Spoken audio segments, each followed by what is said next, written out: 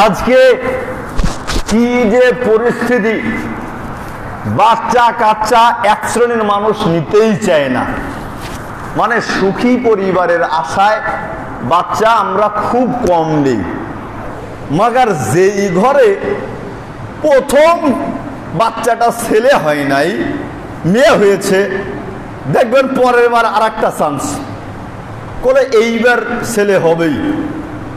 দুইটা মেয়ে যখন কোন লাস্ট আর একবার চান্স একটা নেই, তখন আর একটা মেয়ে, আবার লাস্ট আর একটা চান্স। মানুষজন বলল যেহেতু এতগুলা পদক্ষেপ নিলেই আর একটা চান্স নেও, এইবার আল্লাহ ছেলে দিতে পারে। তখন তার কাছে আর সুখী পরিবার টিকে না, সুখী পরিবারের ওই মন্ত্র তার কাছে আর ভালো লাগে না। কিন্তু প্রথমে যদি একটা ছেলে হয় বা একটা মেয়ে হয়ে যায়, এক ছেলে এক মেয়ে, এখন মনে করে এই তো সুখী পরিবার। আমি আপনাকে ওটা বলবো না যে আপনি সন্তান বেশি নিবেন না কম নিবেন, তবে আল্লাহর নবী সন্তান বেশি নিতে বলেছেন, আপনার ব্যক্তিগত ব্যাপার। কিন্তু আমি যেটা আপনাকে জোর দিয়ে বলতে চাচ্ছি, আপনি বাচ্চা কেন নষ্ট করতে যাবেন? এই কাজ কখনো করবেন না, করবেন না। পূর্বে যা হয়েছে হয়েছে, তা থেকে ফিরে আসার চেষ্টা করুন।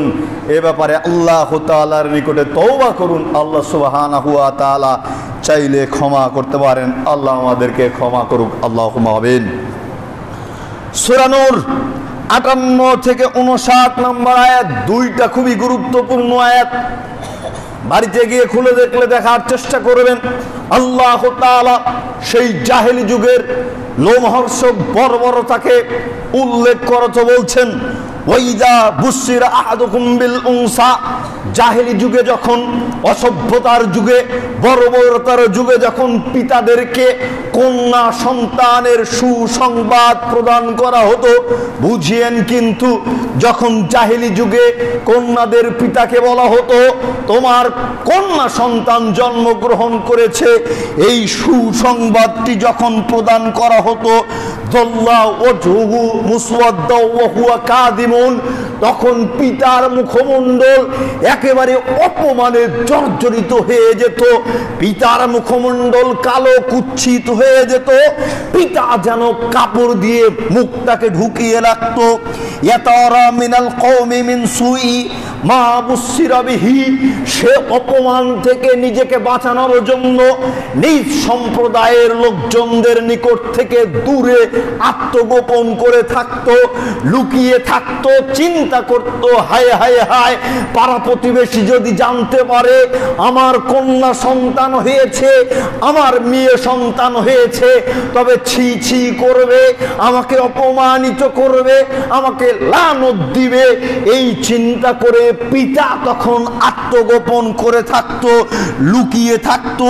আইয়ুমসিকুহু আলা হুনিন আমিয়াদুসসুহু ফিত তুরাব, সে রাত দিন চিন্তা করত, রাত দিন চিন্তা করত এই অপমানের গ্লানিকে মাথায় করে নিয়ে, অপমানের গ্লানি নিয়ে আমি কন্যা সন্তানকে রেখে দিব নাকি জীবন্ত মাটিতে পুঁতে দিব, আমি এই অপমানকে সহ্য করে কন্যা সন্তানকে রেখে দিব নাকি জীবন্ত মাটিতে পুঁতে ফেলবো।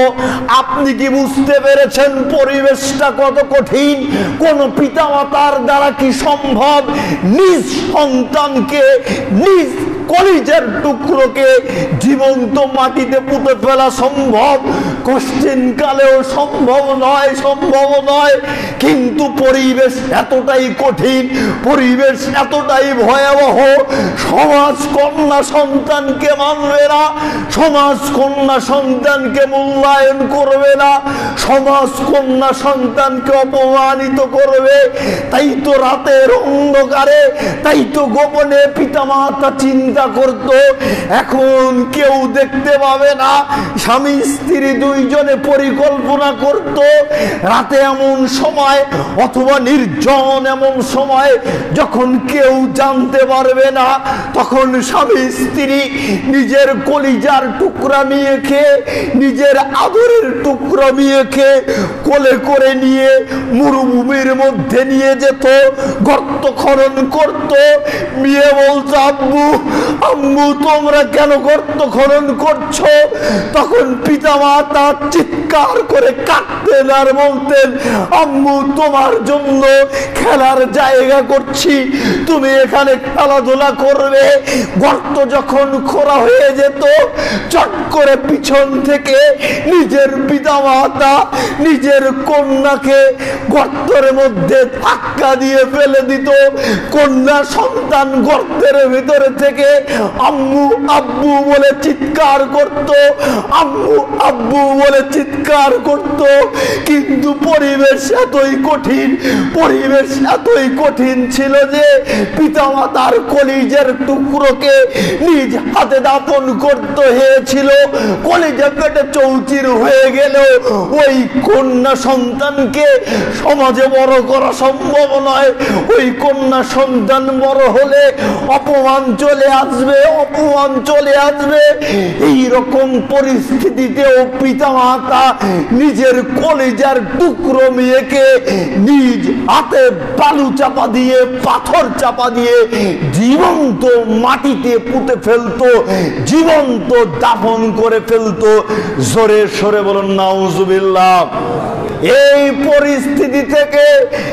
পরিস্থিতি থেকে যখন জনাবে মুহাম্মদুর রাসূলুল্লাহ সাল্লাল্লাহু আলাইহি ওয়াসাল্লামের আবির্ভাব ঘটলো, তখন জাহেলি যুগের এই প্রথাকে লাথি দিয়ে, জাহেলি যুগের এই প্রথাকে ধূলিসাৎ করে দিয়ে আল্লাহর নবী জনাবে মুহাম্মদুর রাসূলুল্লাহ সাল্লাল্লাহু আলাইহি ওয়াসাল্লাম বলে উঠলেন, ইন্নাল্লাহা হারামা আলাইকুম হুকুকুল উম্মাহাতি।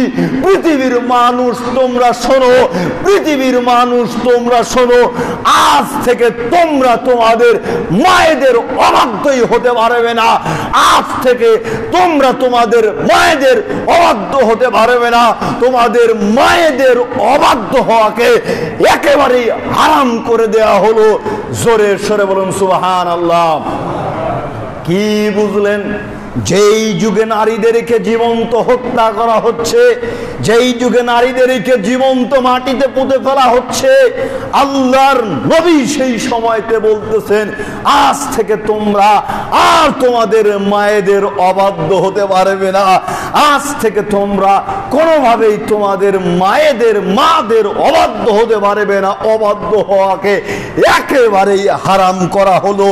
যেই যুগে নারীদেরকে জীবন্ত হত্যা করা হচ্ছে, যেই যুগে নারীদেরকে জীবন্ত মাটিতে পুঁতে ফেলা হচ্ছে, ইন্নী ওয়াতু সামানিয়া বানাতিন লি ফিল জাহিলিয়াতি। কায়েস ইবনে আসিম আল্লাহর নবীর নিকটে এসে বলতেছেন, হে আল্লাহর নবী, আমি জাহিলি যুগে আমার 8টা কন্যা সন্তানকে জীবন্ত মাটিতে পুঁতে ফেলেছি। বুঝেন, কিন্তু কায়েস ইবনে আসিম আল্লাহর নবীর নিকটে এসে বলতেছেন, হে আল্লাহর নবী, আমি জাহেলি যুগে আমার 8টা কন্যা সন্তানকে জীবন্ত মাটিতে পুঁতে ফেলেছি। তখন আল্লাহর নবী বলতেছেন, আতিক আন কুল্লি ওয়াহিদাতিন মিনহা রাকাবাতান। হে কায়েস ইবনে আসিম, তুমি যেহেতু 8টি কন্যা সন্তানকে জীবন্ত হত্যা করেছো, সুতরাং তুমি 8টি কন্যা সন্তানের বদৌলতে 8টা গোলামকে আজাদ করে দিবে। জোরে সরে বলুন সুবহানাল্লাহ। কুলতু ইন্নী সাহিবু ইবিলিন। কায়েস ইবনে আসিম বলতেছেন, আল্লাহর নবী, আমি তো উটের মালিক, আমি তো গোলামের মালিক নই। আমি তো উটের মালিক, আমি তো গোলামের মালিক নই। তবে এবারে আল্লাহর নবী বলতেছেন, ইদিন শিতান কুল্লি ওয়াহিদাতিন মিনহুন্না বাদানাতান। তবে তুমি প্রত্যেকটা কন্যা সন্তানের বদৌলতে এক একটা করে উটকে কুরবানি করে দাও। এক একটা উটকে কুরবানি করার জন্য আল্লাহর নবী নির্দেশ প্রদান করলেন। যেই সময়তে কন্যা সন্তান জন্মগ্রহণ করলে পিতা মাতা লুকিয়ে থাকতো অপমানিত হওয়ার ভয়ে। একেবারে রাতের অন্ধকারে নির্জনে কন্যা সন্তানকে বুকে জড়িয়ে একেবারে বস্তায় বোঝাই করে নিয়ে মরুভূমির মধ্যে গিয়ে গর্ত খনন করে লুকিয়ে হত্যা করে ফেলে আসতো, একটুও কুণ্ঠাবোধ করতো না।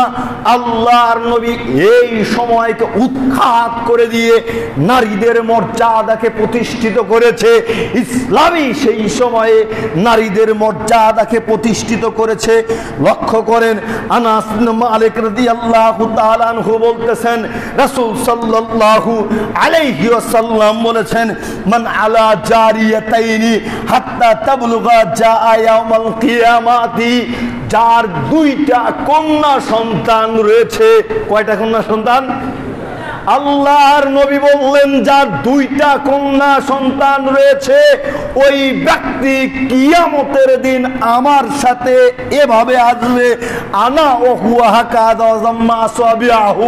আল্লাহর নবী এই কথা বলতেই তার দুইটা হাতের আঙ্গুলকে একত্রিত করে দেখালেন।